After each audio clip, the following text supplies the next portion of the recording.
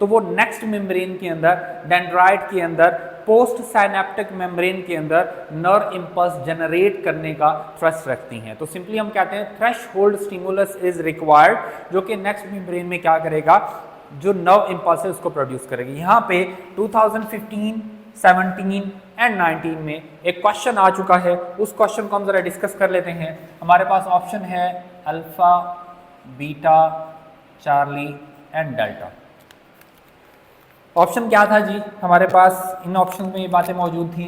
Number 1 was pre synaptic membrane, number 2 is synaptic knob, number 3 is synaptic cleft and number 4 is post synaptic knob।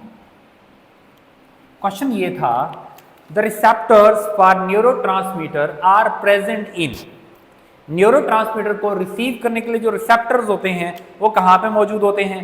अब बात ये है, जो बात यहाँ पे जो क्रैकिंग वर्ड है, जो की पॉइंट है वो क्या था, बेसिकली रिसेप्टर्स आर प्रेजेंट। देखें, एक एक्सॉन ने इंफॉर्मेशन आगे भेजनी है in the form of a chemical, और केमिकल को रिसीव करने के लिए there should be a chemical, there should be a structure जो कि आगे वाले न्यूरॉन में मौजूद होना चाहिए।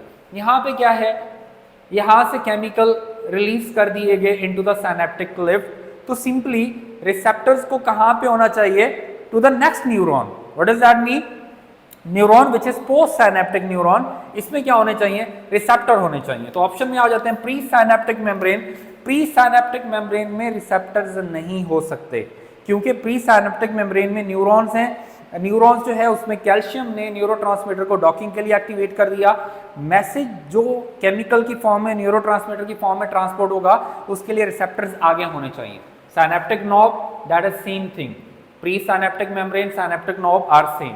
Third point, synaptic cleft. Synaptic cleft is a gap between the two neuron, वहां पे कोई रिसेप्टर नहीं है, तो रिसेप्टर्स बेसिकली कहां पे मौजूद हैं, that are present in post synaptic knob. अब इसी में से और भी एमसीक्यू बन सकते हैं। एक एमसीक्यू ये पूछा जा सकता है, the physical gap between the two neuron is, तो प्री साइनेप्टिक मेम्ब्रेन नहीं हो सकता, ये तो न्यूरॉन का हिस्सा है। साइनेप्टिक नॉब, ये भी नहीं हो सकता, ये भी न्यूरॉन का हिस्सा है।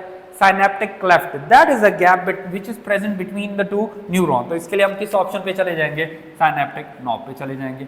अच्छा, एक और ऑप्शन भी ये हो सकता है, the synaptic vesicle which contain neurotransmitter are present in, so synaptic vesicle असल में कहाँ पाए जाते हैं, they are present in synaptic knob। अगर हम synaptic cleft की बात करते हैं, प्री synaptic membrane या post synaptic membrane की बात करते हैं, तो ये ऑप्शन नहीं हो सकते। synaptic vesicle बेसिकली कहाँ पे पाए जाते हैं, they are present in synaptic knob, तो इसका ये ऑप्शन आता है। देखिए बेटा, पीएमसी के जो क्वेश्चन होते हैं उनमें मोस्ट प्रोबेबली जो आंसर होते हैं वो सेम हो सकते हैं, एक जैसे हो सकते हैं। आपने क्या करना होता है, you have to move to the best option. अब सपोज जैसे मैंने क्वेश्चन पूछा कि the synaptic vesicle are present in, तो देखिए pre synaptic membrane, synaptic knob, ये किस न्यूरॉन से एसोसिएटेड है, जिसमें साइनेप्टिक वेसिकल मौजूद है। बट इसमें मोस्ट अप्रोप्रिएट आंसर कौन सा है, दैट इज साइनेप्टिक नॉब। कि साइनेप्टिक नॉब के अंदर साइनेप्टिक वेसिकल मौजूद होते हैं और उनमें स्ट्रक्चर पाई जाती है। अब यहाँ पे एक और क्वेश्चन भी बड़ा इंपॉर्टेंट पूछा जा सकता है, जिसमें हमारे पास ऑप्शन कौन कौन से, हम पहले ऑप्शन लिख लेते हैं, फिर उसकी स्टेटमेंट की तरफ मूव करते हैं। हमारे पास जो ऑप्शन है, calcium, chlorine, sodium, potassium, calcium, sodium, and that is sodium and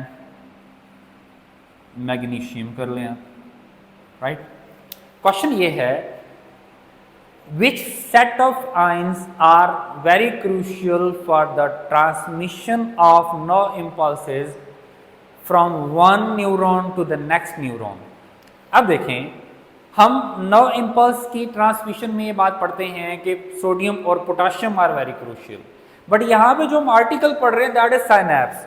और साइनैप्स में जब हम देखते हैं तो हम क्या देखते हैं, पहला जो आयन हमारे पास इंपॉर्टेंट है दैट इज कैल्शियम। कैल्शियम होगा तो न्यूरोट्रांसमीटर एक्टिवेट होते हैं और न्यूरोट्रांसमीटर आगे मूव करके पोस्ट साइनेप्टिक मेम्ब्रेन के अंदर सोडियम के इन्फ्लक्स को इंक्रीज करवा देते हैं, जिससे जो मैसेज है वो प्री साइनेप्टिक मेम्ब्रेन से पोस्ट साइनेप्टिक मेम्ब्रेन में चला जाता है। इन अदर वर्ड जो एक्शन पोटेंशियल होता है इन प्री साइनेप्टिक मेम्ब्रेन वो पोस्ट साइनेप्टिक मेम्ब्रेन में शिफ्ट हो जाता है और वहां पे एक्शन पोटेंशियल इनिशिएट हो जाता है। तो यहाँ पे हम क्या कह सकते हैं, जो ऑप्शन हमारे पास करेक्ट वन है that is Charlie option, calcium and sodium.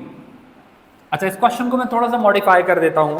मैं क्या कह देता हूं, ऑप्शन को इस तरह कर देता हूं कि हमारे पास डेल्टा ऑप्शन की जगह मैं कर देता हूं sodium, potassium and calcium.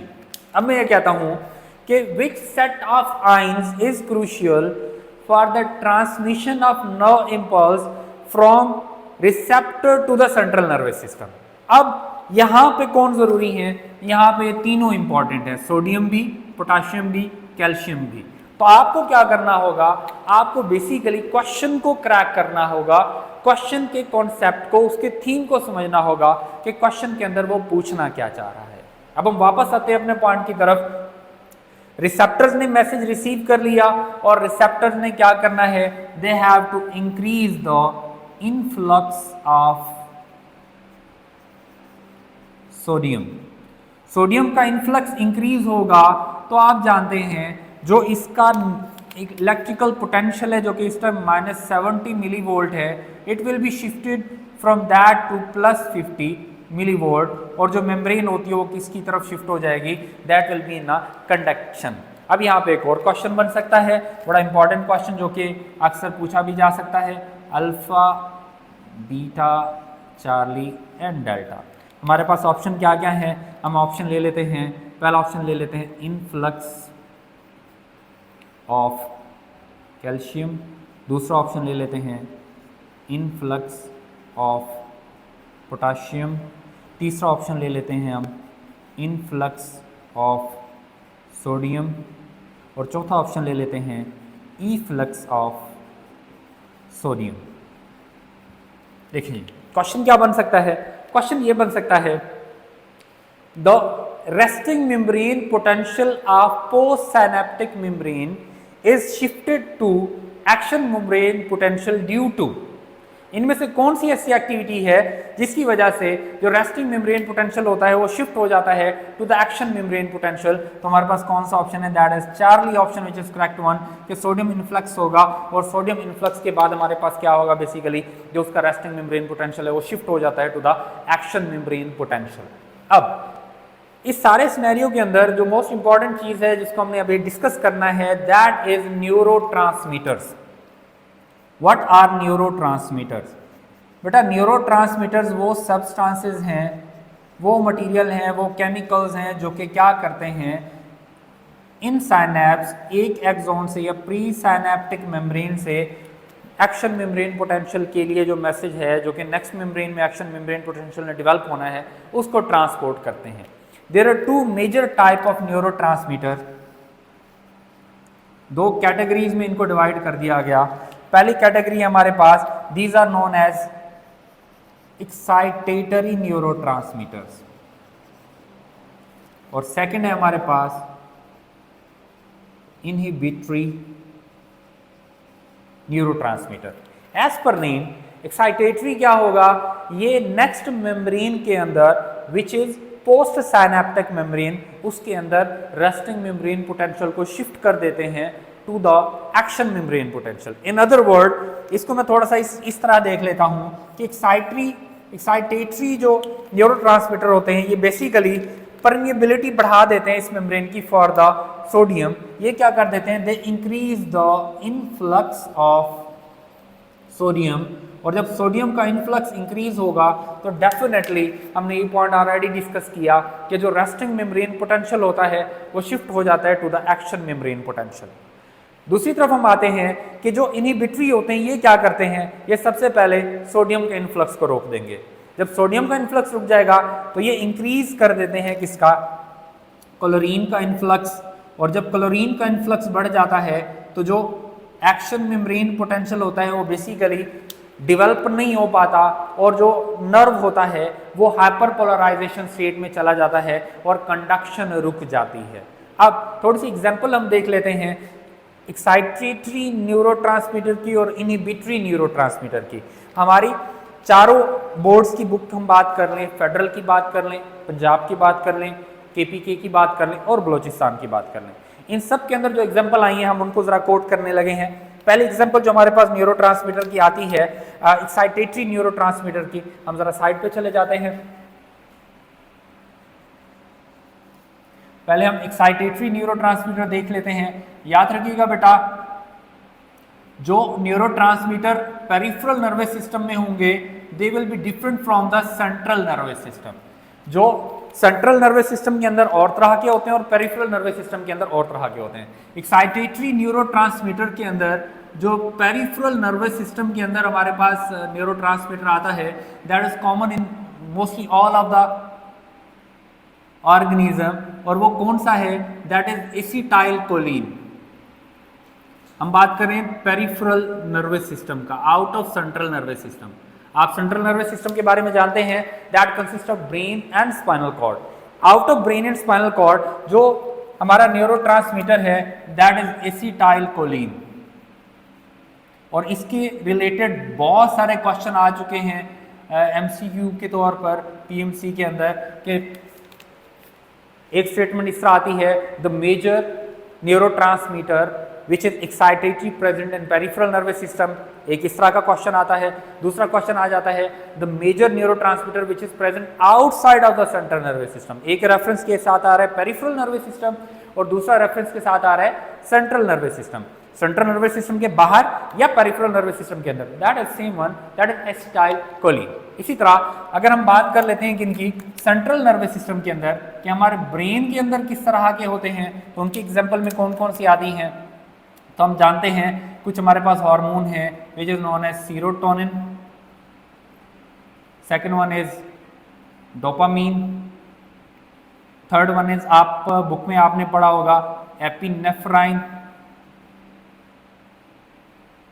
And nor epinephrine.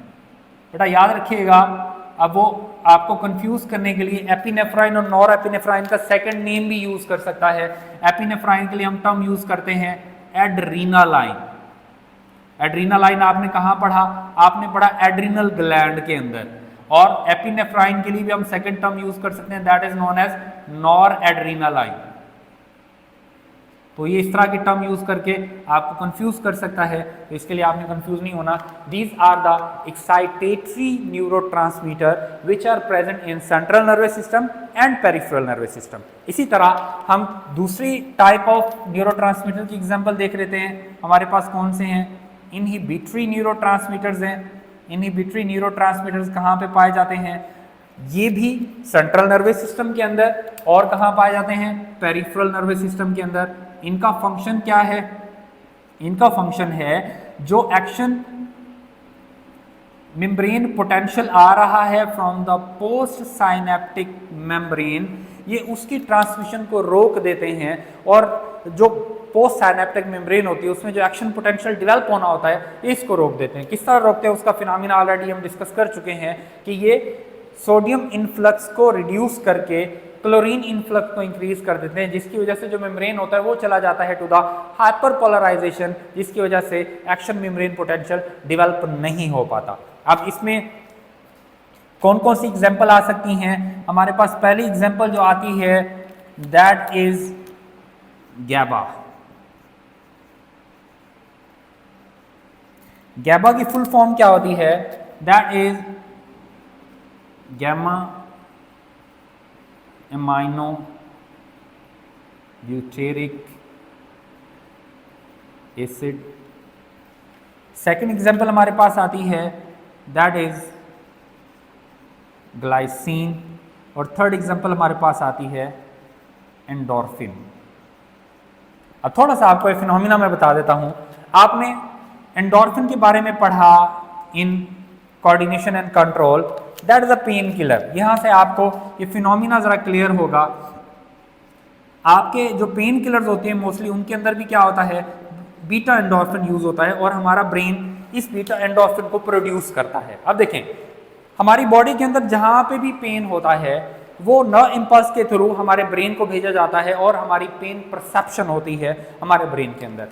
Endorphin क्या करता है, एंडोर्फिन बाय इनहिबिटरी एक्टिविटी उस पेन की जो परसेप्शन हो रही होती है उसको रोक देता है। मैसेज हमारे ब्रेन तक नहीं पहुंच पा रहा होता और हमें पता नहीं चलता पेन हो रहा है कि नहीं हो रहा, और इस तरह हमारा जो पेन होता है वो इनहिबिट हो जाता है। इस तरह ये जो इनहिबिटरी न्यूरोट्रांसमीटर हैं वो काम करते हैं। अब इससे रिलेटेड क्वेश्चन किस तरह का आ चुका है, हमारे पास ऑप्शन है जी alpha, beta, charlie and delta. Option में हमारे पास क्या क्या आ चुका है, ऑप्शन में हमारे पास आ चुका है जी डोपामीन, ऑप्शन में हमारे पास आ चुका है जी सीरोटोनिन, ऑप्शन में हमारे पास आ चुका है जी एंडोर्फिन, ऑप्शन में हमारे पास आ चुका है जी हम इनमें से कोई भी एग्जांपल डिस्कस कर लेते हैं, हम एपिनेफ्राइन ले लेते हैं। अच्छा जी, जो पीएमसी के क्वेश्चन आ चुके हैं पीएमसी में, that is related to which of the hormone, which of the neurotransmitter which just make the post synaptic membrane to the resting state. Resting state के ऊपर कौन सा रखता है, हमारे पास एंडोर्फिन है, जो कि उसके एक्साइटेटरी कंडीशन में जो जाना था, जो एक्शन मेम्ब्रेन पोटेंशियल ने डेवलप होना था, वो क्या करता है उसको रेस्टिंग मेम्ब्रेन पोटेंशियल पर ही रखता है, उसको एक्टिव नहीं होने देता। इस तरह यहाँ से और क्वेश्चन भी पूछा जा सकता है, out of which all the neurotransmitter are excitatory except, तो उसमें भी यही ऑप्शन आ सकता है एंडोर्फिन। इसी तरह एक और क्वेश्चन यहाँ से बन सकता है, which neurotransmitter do not make the post synaptic membrane permeable for sodium. देखें हमने बात की जो एक्साइटेटरी न्यूरोट्रांसमीटर होते हैं वो सोडियम के इन्फ्लक्स को क्या कर देते हैं, इंक्रीज कर देते हैं। अगर क्वेश्चन में वो पूछता है कि अगर मेम्ब्रेन को परमिएबल नहीं बनाते फॉर सोडियम, इसका मतलब वो क्या है, इनहिबिटरी न्यूरोट्रांसमीटर है, और इनहिबिटरी न्यूरोट्रांसमीटर कौन सा है, एंडोर्फिन है। इसी तरह आखिरी पॉइंट जो इसमें हमने डिस्कस करना है, that is the fate of neurotransmitter. Neurotransmitter के साथ क्या होता है, देखिए बेटा, न्यूरोट्रांसमीटर जब साइनेप्टिक क्लेफ्ट में आते हैं और उन्होंने पोस्ट साइनेप्टिक मेम्ब्रेन के पोटेंशियल को एक्शन मेम्ब्रेन पोटेंशियल पे शिफ्ट कर दिया, then they are degraded by enzymes. Suppose हम बात कर लेते हैं एसिटाइल कोलिन की। एसिटाइल कोलिन के लिए एक एंजाइम होता है एसिटाइल कोलिन एस्ट्रेज, जो कि क्या करता है, इस एसिटाइल कोलिन को डिग्रेड करके इसके दो कंपोनेंट बना देता है। First component is known as acetate and second component is known as choline. अब ये एसीटेट और कोलिन ये दोनों प्रिकर्सर के तौर पर काम करते हैं and they are sent back to the pre synaptic membrane for the production of new neurotransmitter which is acetylcholine. इसी तरह हर न्यूरोट्रांसमीटर के लिए अलग टाइप का एंजाइम होगा जो कि उसकी डिग्रेडेशन करके उसको वापस पोस्ट प्री साइनेप्टिक मेम्ब्रेन में भेजेगा ताकि दोबारा नया न्यूरोट्रांसमीटर डेवलप किया जा सके। That was all about our today's lecture. और इसमें अगर आपको कंफ्यूजन है तो आप हमारे डायरेक्टरी में मैसेज कर सकते हैं ताकि हम उस कंफ्यूजन को दूर कर सकें। Thank you so much.